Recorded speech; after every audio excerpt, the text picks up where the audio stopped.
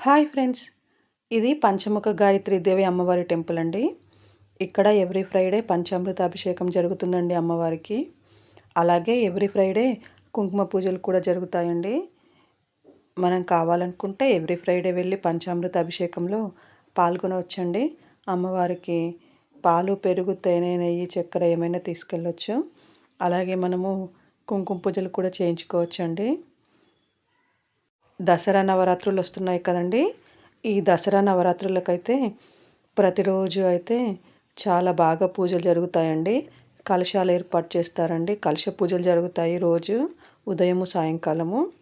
ఇంక అసలు ఈ టెంపుల్‌లో అయితే ఫుల్ రష్ ఉంటుందండి ఈ నవరాత్రులు.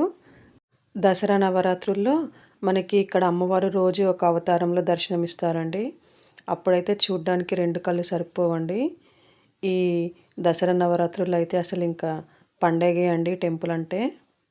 అంత బాగా జరుగుతాయండి పూజలు.